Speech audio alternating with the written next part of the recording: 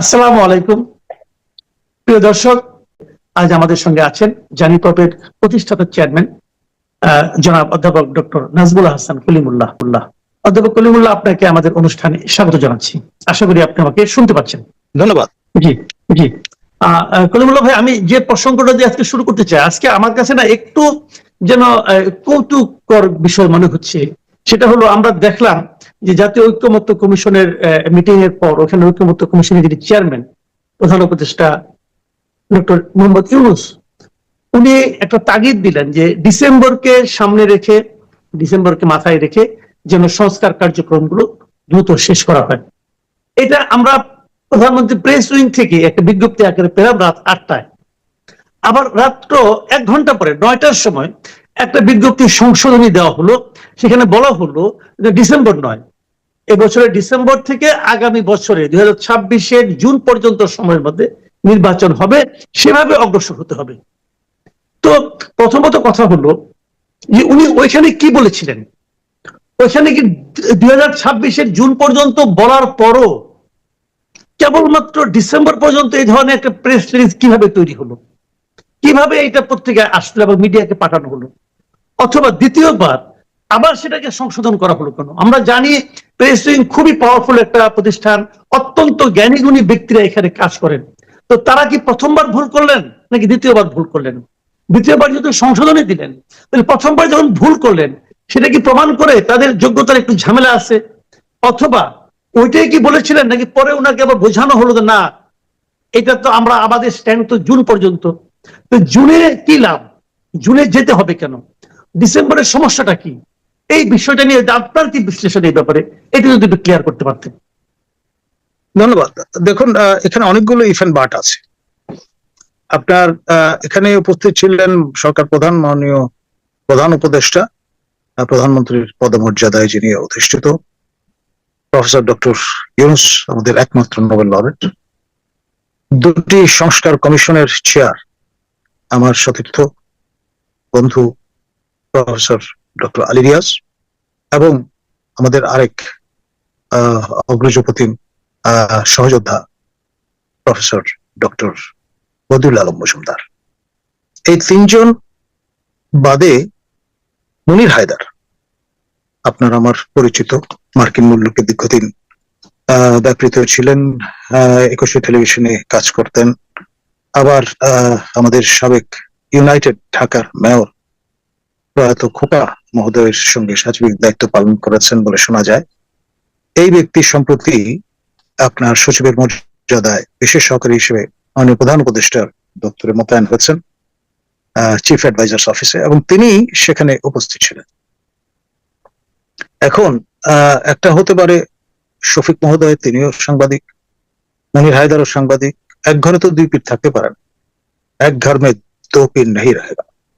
যে কারণে হযরত শাহজালাল রহমতুল্লাহ আলাইহি তার ভাগ্নে হযরত শাহপরানকে আলাদা করে দিয়েছিলেন, পাঠিয়ে দিয়েছিলেন এই আম্বরখানা থেকে সুদূর সেই মোরারি চাঁদ কলেজের প্রান্তে অবস্থিত খাদিম নগরী। এখন হতে পারে মুনির হায়দার একরকম ভাবে বিষয়টাকে চিন্তা করেছেন, ভাগাটি মানে কথায় যা পেয়েছেন তিনি তাই হয়তো রাপোর্টিয়ার হিসেবে লিপিবদ্ধ করেছেন। পরবর্তীতে শফিক মহোদয়ের দৃষ্টিগোচর হওয়ায় তিনি চিন্তা করলেন, বন্দুক থেকে গুলিটা যেহেতু বেরিয়ে গেছে, এটা লক্ষ্য ভেদ করবার আগেই আটকে ফেলা ভালো। সেই জন্যই ব্যাখ্যাটি হয়তো দেয়া হয়েছে। লক্ষ্য ভেদ করার আগে কি আটকে ফেলা গেল? এক ধরনের ব্যাখ্যা, এক ধরনের থুকু কোট আনকোট বলার সুযোগ তো তারা নিলেন। সর্বশেষ যে বয়ানটি সেটাই মানুষ প্রামাণিক হিসাবে গ্রহণ করবে। প্রথমে যেটি ভুলবশত বলা হয়েছে, কারণ এই স্টাইলটা এই সরকারের অন্যতম বৈশিষ্ট্য। আপনি খেয়াল করে দেখেন, এটা তো কাল একটা প্রেস বিজ্ঞপ্তির বিষয়। এর আগে জাতির উদ্দেশ্যে ভাষণে আমাদের মাননীয় প্রধান উপদেষ্টা জাতিকে জানান দিয়েছিলেন যে সংবিধান এই সংস্কার কমিটির চেয়ার হিসেবে তিনি যার নাম ঘোষণা করেছিলেন স্বাধীন মালিক। পরবর্তীতে কি প্রক্রিয়ায়, কেন, কোত্থেকে মার্কিন আমার বন্ধু ইলিনয় প্রফেসর আলী রিয়াজ এসে এখানে মোতায়েন হলেন, এটা নিয়ে নানান রকমের আলোচনা সমালোচনা আছে। যেহেতু আমার বন্ধু, সেই জন্য আমি এই বিষয়ে এ পর্যন্ত কোনো সমালোচনা করিনি, কিন্তু যারা সমালোচক তাদের যদি কোট করি, তারা বলবার চেষ্টা করছেন যে তিনি মার্কিন নাগরিক, প্রথমত। দ্বিতীয়ত যেটি বলবার চেষ্টা করছেন সেটি হচ্ছে তিনি গণযোগাযোগ সাংবাদিকতা বিভাগের শিক্ষক ছিলেন।